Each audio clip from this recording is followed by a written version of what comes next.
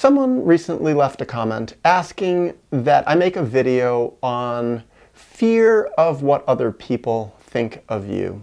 And I think that's a most lovely topic.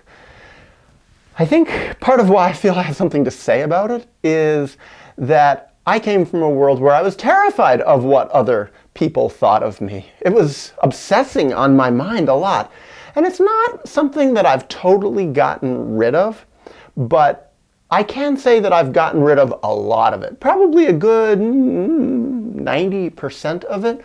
So in a way I can still relate to having fear of what other people think of me. I was thinking about it as I was coming to sit down and make this video. My hair was sticking out a little funny and I was worrying about it. Am I going to look okay? And I had a little fear maybe I'll be rejected for it. And that's minor. Because in a way I really don't care that much. I had a little bit of fear, but it was minor. That's the 10% that's left. But I think about myself when I was younger. Going to get a haircut was a horrifying experience. What if it comes out wrong? What if the haircutter doesn't do exactly what I was hoping for? Which, by the way, they never did. And people make fun of me. People don't like me. I was just worried, obsessed about how I dressed, how tall I was, that I didn't go into puberty early enough, that I was too short, that I looked strange in this way or that way, that I would say the wrong thing, that my voice was too high, that my voice was cracking. The list went on and on and on and on. That I wasn't smart enough, that I was too smart, that I was too intellectual, that I spoke with the wrong accent, that I had pimples, blah-diddy, blah-diddy, blah-diddy, blah. And those are more just kind of external things. I think also I had a lot of fear of people seeing my emotional insecurities, people knowing that I had problems, people knowing that I was unhappy inside, that I hated myself inside. Really, when I think about this, the fundamental part of it, the root of it for me was that my parents didn't really love me that much. They loved me very conditionally. They liked me sometimes. They liked me when I was behaving right.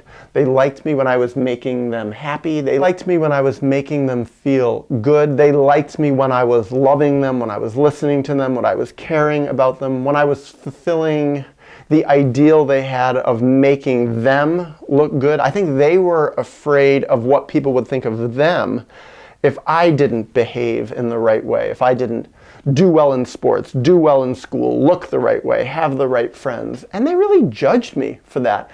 And so what it did is it set in me a very fundamental model of the world not liking me unless I fit a certain image. And so I extended that. I extended that to other people. I extended that to my teachers. I extended that to my schoolmates. I extended that to my friends. Thankfully, I had a few friends in childhood who didn't judge me, who actually really liked me for really the truth of who I was, to the ability that I was able to be true. They didn't tease me. They didn't humiliate me. They didn't bully me. I had a few of those people, and I really am very, very grateful to them. Some of them I'm still actually friends with all these decades later, but they were a very small minority. Most of the people in my life, including in my family system, in my greater family system, well, they really didn't like me that much for who I really was. And I was terrified to show myself for that. And sometimes I couldn't hide myself well enough, and I tried. That's one of the basic ways as a child, even into my young adulthood, that I dealt with my fear of what others thought of me, was that I hid myself. I used a mask. I pretended to be somebody that I wasn't. Even to myself, I pretended to be who I wasn't. I faked my personality. I faked my voice. I faked what I thought about. I even faked a lot of my interests. Or I had certain interests that I really couldn't help but having, I was so passionate about. But I did them privately. I hid them. I didn't announce them to the world because people didn't treat me well for it. Well, now to get into the cure, as it were, for me. The cure for my fear. What happened to me started really in my early 20s. Is I broke away from my family. I started to. It took a long time. It took good 15 years to really break away. But started to break away, started to get out into the greater world, got away from my university system, got away from my university friends. I started hitchhiking, actually. I mean, like this crazy thing. Who does that in the modern era? I started in 1992 when I was 20 hitchhiking and discovered that out in the world, most people liked me a lot more than the people who were my closest friends, my closest family. It's like these complete strangers treated me with more respect, and I realized I could just be me. I could talk about my interests, I could share my thoughts, and I wasn't being judged, I wasn't being rejected, and I realized, oh, wait a second, there are people out in the world who are a lot nicer. So I started to realize I need to get out of this little system that I've been raised in. The school system, the family system, the friendship circles. I need to get into a bigger world, and that's a big part of what helped open the door for me to be more myself in a public way. But it still wasn't so simple, because then I think about what happened when I really started getting away from my family more. I realized a lot of people in the world, even out in the bigger world beyond my family and beyond my university, didn't really agree with that. Oh, you have to forgive them, they would judge me. And I started becoming afraid to tell about what was really going on in my life. And still a lot of my insecurities, I was afraid to publicly share about them because it threatened other people. A big thing that I realized, well, I realize it now in hindsight, but I started realizing it in my 20s. And I realized it really applied to my childhood, is I was afraid of people seeing my insecurities. And the reason was that everybody else had the same damn insecurities. So when I shared mine, it triggered their insecurities. So they would try to shut me down because that's what they were doing with themselves. So part of it was I needed to get away from people who were more insecure, finding people who were healthier, who loved themselves more. That was part of it. But the big key was I had to figure out how to love myself more. Develop a more private relationship with myself. And that's one of the big themes of this whole YouTube channel, healing from childhood trauma. Finding the ways in which I was not loved in my childhood. Finding the ways primarily that I was not loved in my family of origin by my parents. Finding the ways in which I was rejected, neglected, abandoned, violated, and it wasn't so apparent because as a child I wasn't allowed to see those. Even in myself, it was too painful. I wasn't in an environment where I could feel my feelings that resulted from all those negative things that happened to me. So I had to get out of that system to really progress a lot on the healing path. And then I had to really work hard at that internal relationship with myself. Basically, I had to become my own family. I had to become my own parent for myself. And that's, well, what I've talked about a lot here. The self-therapy process, if you want to call it self-therapy. The self-loving process. The self-excavation process. All that journaling that I did. All that meditating that I did. Not with any fancy way. No gurus, no religion, nothing like that. But looking within.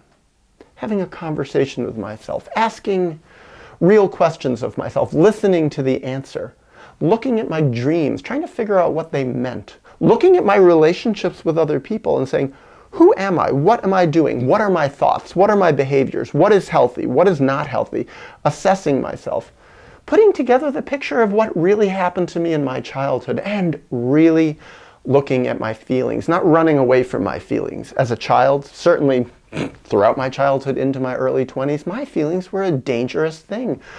Having my feelings made my life worse. Having my feelings gave me more reason to fear because my environment didn't like those kind of feelings. Those people didn't like those feelings in themselves. They certainly didn't like it in me. I had to start to reclaim my feelings. Build a safe environment for myself, a platform from which I could feel those feelings and honor them and respect them, where I could begin to have empathy with myself. I didn't have role models who taught me how to have empathy for myself. I had role models who taught me that I had to be afraid of what was going on inside of me. They were afraid of themselves. They were afraid of the true me. Therefore, I was afraid of the true me. Well, I had to turn that dynamic around. Really work hard to start to love myself. And it was not easy. It was like, it was not my reflex to love myself for my vulnerabilities, for my insecurities, for my feelings that were called negative, my terror, my self-hatred, my sadness, my rage, my anger, my loneliness. I had to work really hard to meet those needs inside of myself. Also, how to get away from addictions. One of the primary addictions I had was always trying to be in romance. Romance was going to save me. But I wasn't equipped to really be in any sort of healthy romance. In fact, romance was one of the main areas when I was younger, when I was a teenager into my early 20s, where I was hiding from myself, hiding from my partners. I wanted them to deeply love me for who I was, but at the same time, I couldn't let them see who I was because I was so insecure. Also, part of it is I was in no position to really love a partner. I didn't know how to love these women that I liked. I knew how to try to get them to love me, but I didn't know how to really love them because I didn't know how to love myself. I had a lot of internal work to do before I was ready for that.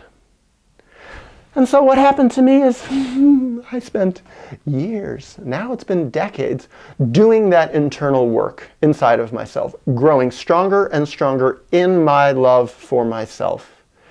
And that has borne some results.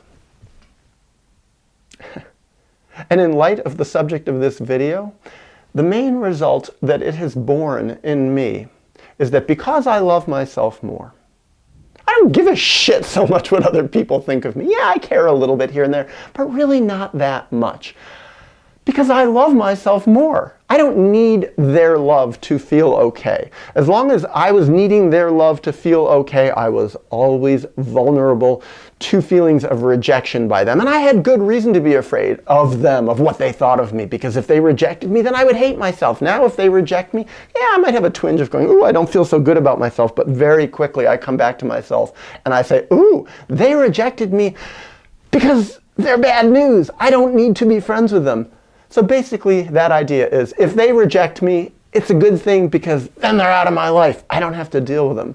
What I found again and again and again and again is almost pretty much everybody, especially nowadays, the people who reject me are the people who never really liked me anyways. So in that way, I now can feel it in myself. Ooh, why do I want them around me? I remember being told that as a kid. Oh, don't worry about what other people think about you. It's not your business. If they don't like you, it doesn't mean anything. Well, it was easy to say that intellectually back then because I didn't love myself, but now it's like I feel that a lot more.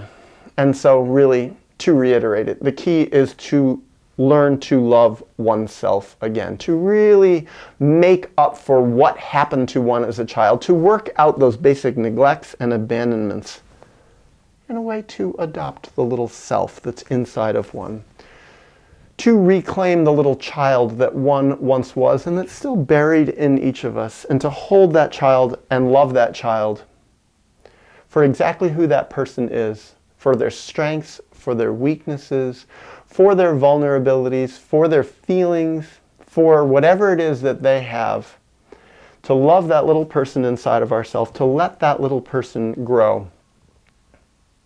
For me, that's been the recipe. To much, much less not have to care at all what other people think of me, and to not be afraid either.